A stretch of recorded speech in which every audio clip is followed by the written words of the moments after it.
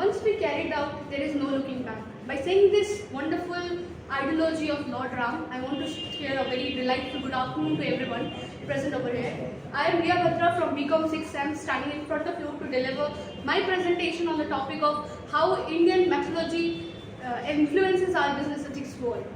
Firstly, for me, the portion is being allotted is Ramayana. Now, we all know that Ramayana is a Hindu epic, which is written in a poetic form wherein we learn a lot about values, love, life, dharma, and a lot of more. It is a book which is written by Valmiki, which inspired us to become a great individual. It helps us to navigate all the challenges, day-to-day challenges, complexity, whichever we face in our day-to-day life. So let's move to the next slide. So these are the few ideologies that I have grabbed from Ramayana, which I feel that influence our business ethics worlds. Number one is power of dharma. Dharma is choosing up the right path. That all you do is to choose the right path. We all know that what is right or wrong is something which is being taught to us from very beginning of our life. Moral science, right?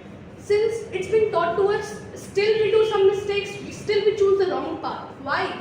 It's because sometimes our desire just overlaps our intellectuals. That's why we choose wrong path, which is actually wrong. Our Ramayana vividly focuses on choosing us to choose a right path even if the situation is difficult. We are supposed to choose always the right path, and choosing the right path is very much important because it not help us just to get a clarity but also help us to have a peaceful life, so that we know, okay, it's wrong and we should not do that. Second one is, and I feel because of these, if we choose the dharma in our day-to-day business world, it will in the same manner will influences our business cycle, because we all know that wrong path always lead to destruction. If you choose unfair business practice in your organization, it's true that one day you have to pay for that, sooner or later. Second one is ethical code and integrity. Ethical code is like a set of principles or the behavior that we adopt in our lifestyle. And integrity is something like doing the right thing even if no one is watching you. We have seen in Ramayana the character of Lord Ram, that he has always a set of principles that influences him to always choose a righteous path. Right? The way he, being a leader to each and every circumstances, he ensured that not just his ideology influences him, but at the same time influences his followers as well. So, being in an organization, if there is a leader, we can adopt this principle that in a business, the ethical code should be built up, and that same to be followed by all the employees who is working over the organization. Third one is perseverance and reliance. So basically, perseverance means just to remain persistent, just to remain continue even if your goal is lot more difficult. And resilience means just to adapt as per the circumstances. Sometimes things doesn't seem as easy as it looks, but we need to adapt ourselves to get into that circumstances. We know the character of the Lord Ram has taught us that you should always remain persistent to your goal even if the path is difficult. The way he changes his every strategy plan as per the circumstances is that same could be adapted in an organization. The way a leader or all the top level managers can adopt the ideology of remaining consistent on whatever the goal that they just target, they maintain up and just going to the same path. The next one is emotional intelligence and relationship building. For a leader, it's very important to be emotionally attached to their workers, because if you are working for a single goal, you need that all your followers or the fellows that following you need to do the same as per the goal, so that the goal could be achieved. The way Lord Ram not just influenced by his own ideology, he at the same time made everyone who was part of his troop to adopt the same ideology, that to choose the right path and just focus and continue hard work to the goal. Next one is sacrifice. The character of Lord Ram has always taught us sacrifices is a kind of thing which is very required by a leader. If you are a leader, you need to be unbiased. You need to ensure that your fellow feeling doesn't influence the decision that you make. The time when Lord Ram has to leave his royal life and go back to the forest for exile just to keep the promise of his father. The time when Lord Sita was being questioned for her character, even that time he doesn't choose his self-interest at the time, where stand by being a leader and a king to ensure that all his fellows, all his citizens doesn't get influenced just by his own interest. That's all. Thank you. Over to Mansi. No one who does a good work will ever come to a bad end, either here or in the world to come. By saying this wonderful quote of Bhagavad Gita, I would like to introduce myself. I am Susmita Singh from BCom 6th Sem, and I am here to present the presentation on business ethics was given by Rakesh Nand sir. And this topic evolves around how Indian ethos has contributed in business ethics. So the agenda for today is introduction, why implement ethics, Mahabharata, Ramayana and Chanakya Niti, which are the Vedas we will be covering today. So business ethics is like a compass for a company guiding them to make a good decision. It is a set of principles that defines how business should interact with its customers, societies, environment, etc. It's about doing the right thing by everyone involved and not just about making a quick buck. So first of all, why implement ethics? Why are ethics important for business? So first point is stronger reputation and trust. Customers choose always who they trust. Ethics builds loyalty. And if we follow ethics, we can generate more profit by earning the trust and loyalty of customers. We can get retention from customers, and people buy from companies that lead with less risks. Clear rules set by the company can prevent costly mistakes and legal troubles. Happy employees. Ethics create a positive environment, and when you follow ethics, every employees can cooperate properly among them, and it also boosts morale. Follow the law. Ethics helps ensure you are operating legally. So the way I will be covering today is the Mahabharata. Mahabharata is just dusty old story. It's alive and well in Indian culture. By looking at these themes and the characters, Indian can learn a lot about their morals and implement it in business ethics, how their society is organized, and even the art they create. So here's the breakdown. Do the right thing even when it's hard. Everyone knows Pandavas were the legal heirs of the kingdom, and Kauravas were very greedy cousins. They wouldn't like to share anything with the Pandavas.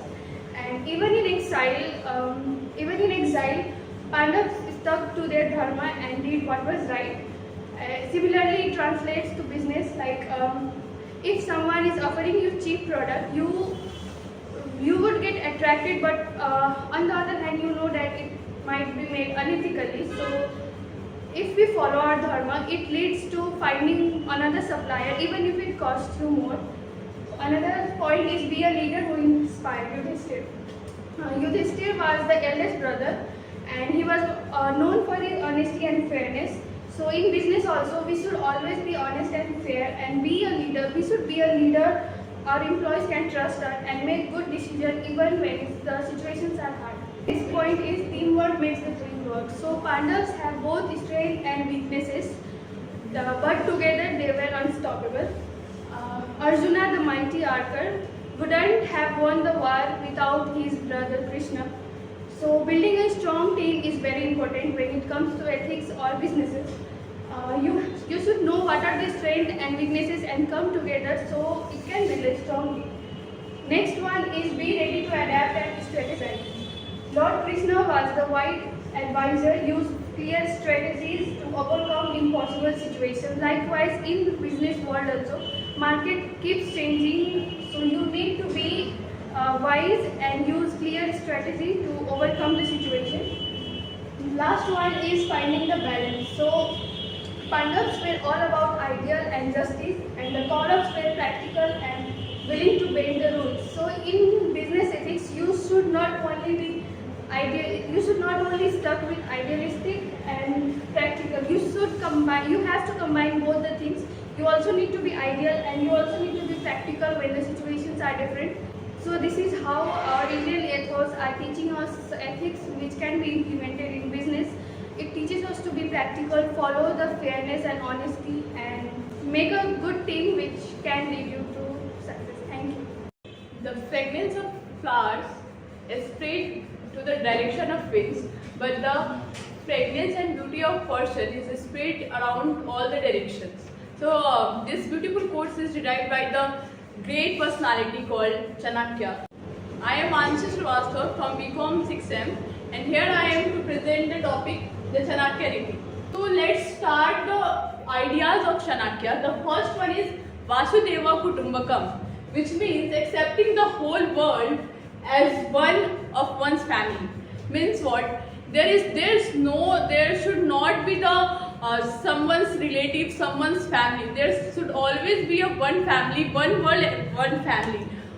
Whose primarily it is the goal of Narendra Modi also to focus on the term Vasudeva Kutumbakam, where we accepting the whole world as one and one's family. Nation exists not for the welfare of the citizen, but it's also for the whole world. The second one is Samparna Bhav, means dedication. There should be dedication of the king as well as the employees in the business ethics, so that in any organization there should be the same goal of the employees as well as the main owner of the firm. So it should be vigilance is dangerous, means there's not be the harmful things for only one or others that can harm even the one who is holding on it. The third one is Lok Sangra. Lok Sangra means welfare of all beings.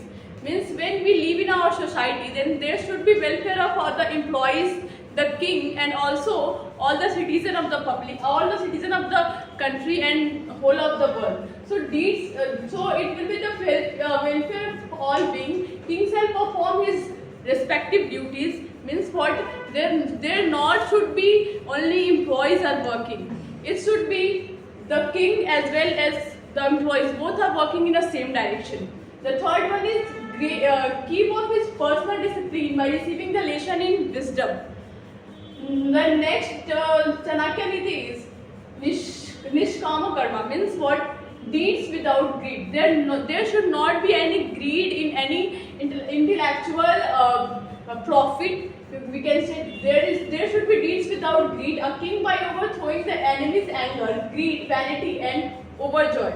The last one is Shubh Labh, means there should be an ethical profit. Means the profit is the key objective of any organization, any business. So the key economic objective is the king has to be observed, means businessman has to be observed, enjoying an equal degree of the three pursuits of life: charity, wealth, and desire, which are interdependent on each other. The last one is the term Chanakya is that wealth is important as desire and charity, but that this is possible only by wealth of their own knowledge. So our team has described all the Vedas and its importance in the business ethics as well as in our entire life. So these are all the Vedas which help us in business ethics as well as our entire life, which helps us to make an ethical person, and which helps us to understand the importance of business.